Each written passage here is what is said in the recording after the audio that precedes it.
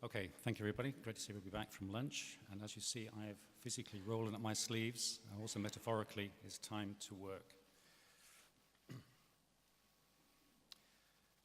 The European Union is the greatest democratic success story since the Greeks invented the very concept of democracy.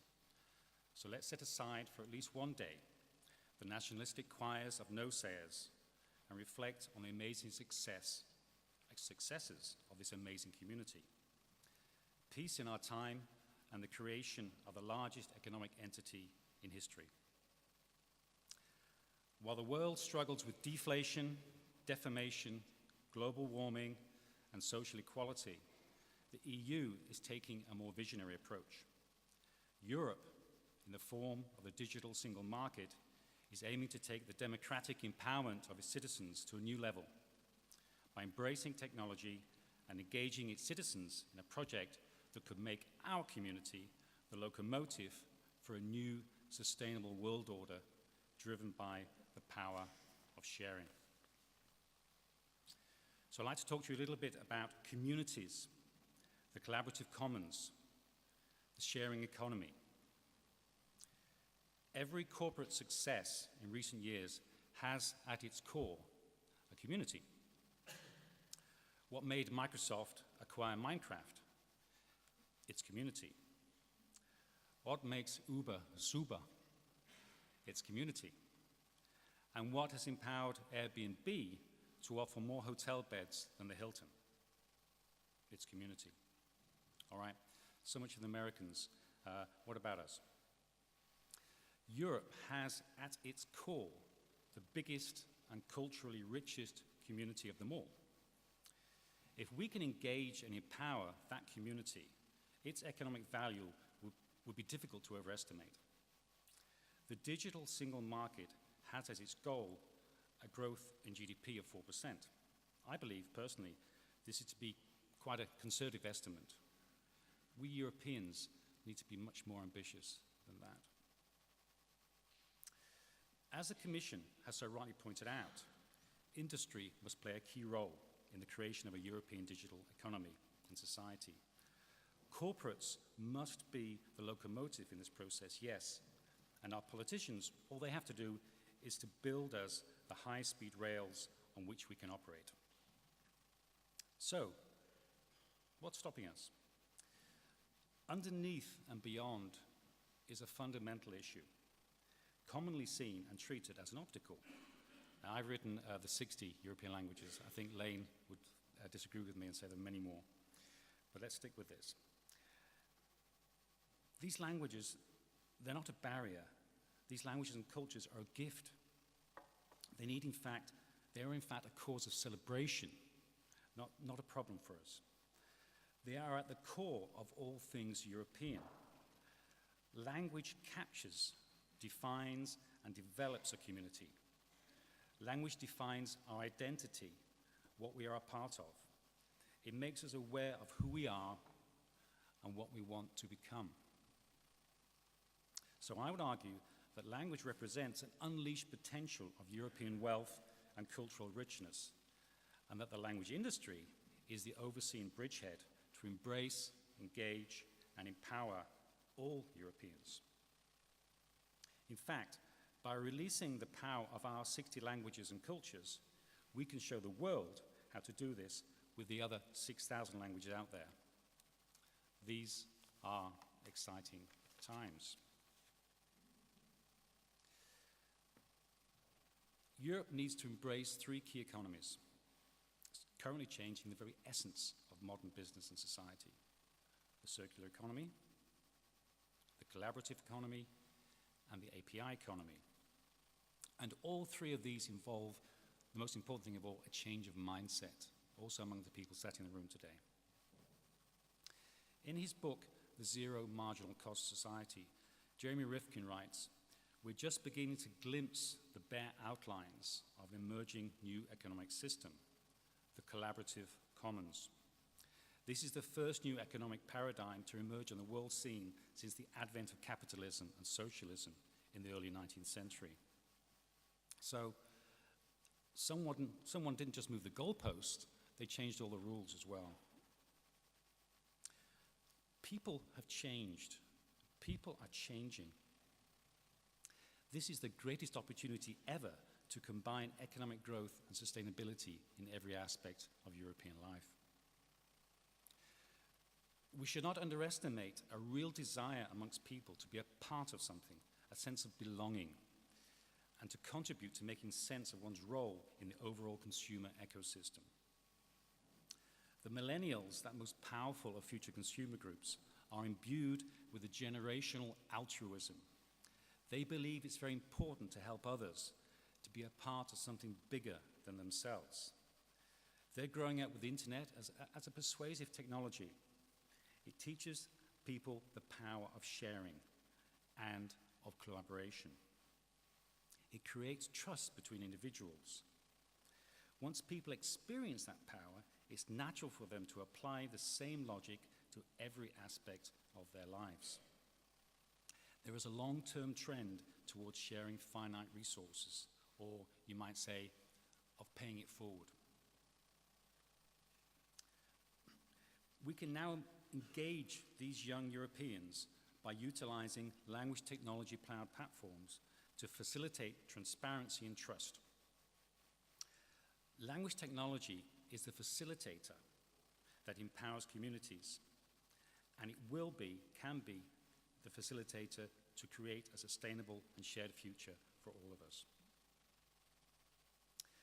We need to empower people to interact and to make a difference, to unlock the potential of freedom and democracy through the power of sharing. According to Andrus Ansip, the European Commissioner for the Single Digital Market, one of the central areas that needs to be addressed if this market is to be a success is that of trust and confidence. Language technology is now able to provide us with a level of governance and structure that can allow the people of Europe to get involved, to use their language skills in order to make a difference. People want to make a difference. In these times of change and disruption, legislation will, per definition, lag behind. But rather than chasing the likes of Uber, the EU can be challenged positively by Europeans wanting to get involved.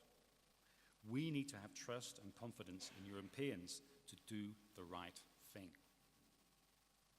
The good news, of course, is that language in general and the language industry in particular gives Europe the opportunity to create this trust and confidence. Languages facilitated by language technology are at the very heart of the single digital market.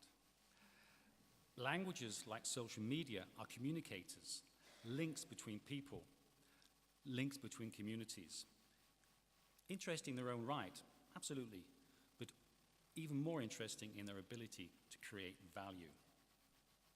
And talking of value, talk is cheap. So let's get down to the money.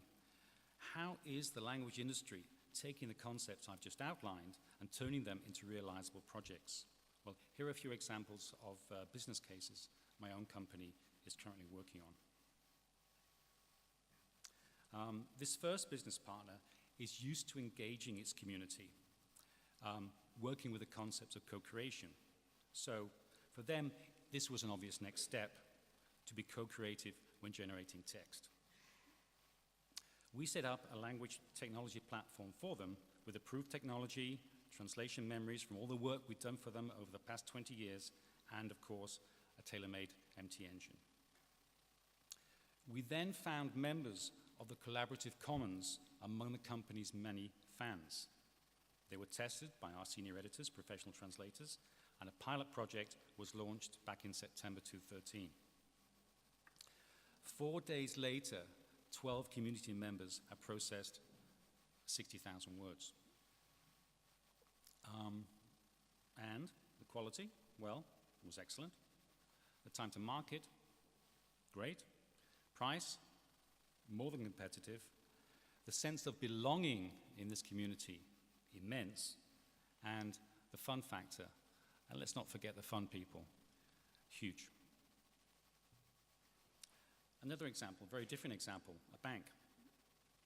This partner runs a European social media platform for traders and wishes to empower its community to share information throughout the continent, allowing Europeans to exchange ideas and know-how based not on their linguistic skills, but rather on their acumen in financial trading.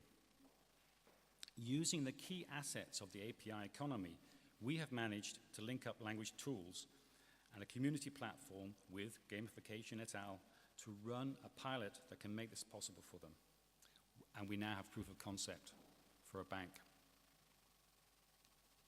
A third example. Since its very inception, the language industry has been far too focused on protecting its intellectual property, real or perceived. The key to the future lies, of course, in breaking down the silos and making linguistic intellectual property available to as many members of your community as possible, again, with governance and structure playing key roles. This partner realized that, empowered by the same tools as professional translators and with access to the same data, much more information can be made available to many more stakeholders in many more languages. Already now, less than a year into this project, substantial amounts of text are being made available in other languages that would have been possible operating with the traditional cost center budget philosophy. And now we're looking at spreading these tools and data into their correspondence. So just think, if every European working in a multilingual company could write an email in her own language and be served up a target language equivalent with the right terminology, with the right drawing on previously translated sentences, and a tailor-made confidential machine translation engine. And let's say they all save just 10 minutes a day, not to mention the people at the other end receiving emails they can actually understand. We are talking about saving billions of euro using language technology that is right here, right now.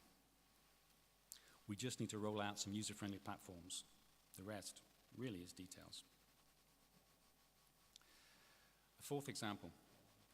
There is little doubt that patents and the huge industry surrounding IP management are strongly correlated with knowledge diffusion and economic growth. At its core, the patent system provides the governance and structure that secures ownership and copyrights, while at the same time enhancing creativity and innovation through knowledge sharing.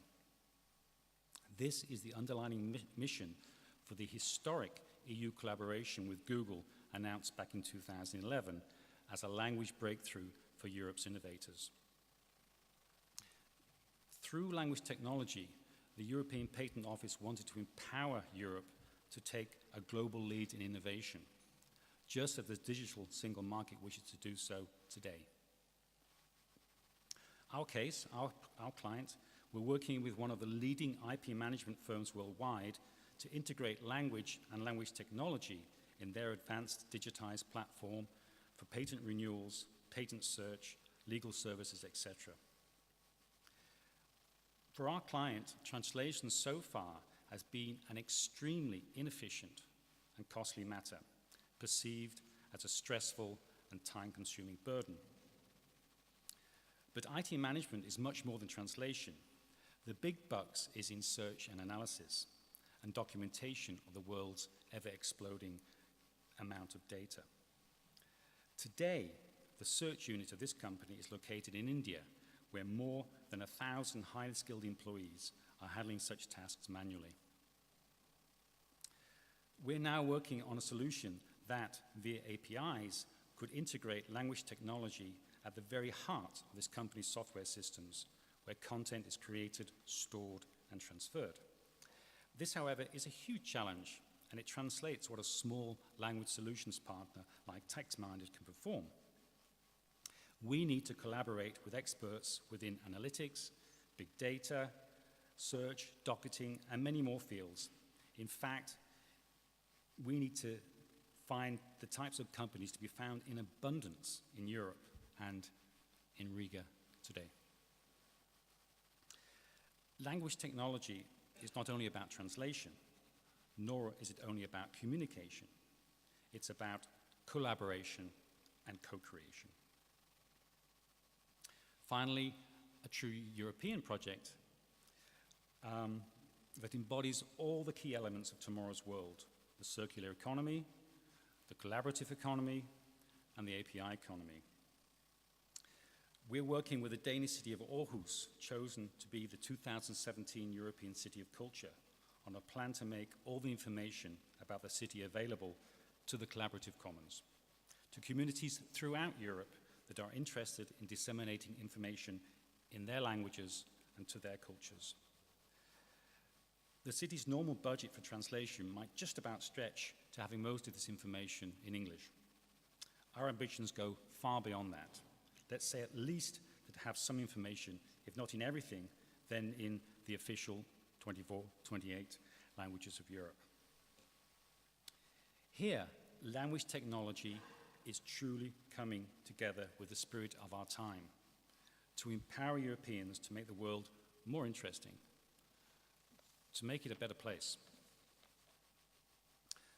So to sum up, as Rifkin states, we're in the middle of a historic paradigm shift, and at the same time facing the huge challenges of climate change, overpopulation, and an exponential thirst for new knowledge and greater wealth. If the European community grasps the opportunities lying there waiting for us and facilitated through language technology, there is a bright future for all of us. TextMinded has embraced sustainable communication as its company purpose and sees the power of sharing through communities as being the driving parameter in a new communicative world order. Our mission is to empower everyone, everywhere, to communicate anything to anyone in any language. And we're just a small outfit in Denmark. This panel includes representatives from some of the main drivers of European commerce, passionate about language, passionate about language technology, right there at the forefront of the battle to embrace change. So, we have the people and we have the technology to make the multilingual single digital market not just a fantastic business opportunity, but also a defining moment in European history. So, let's all hands today rather than tomorrow. Thank you very much.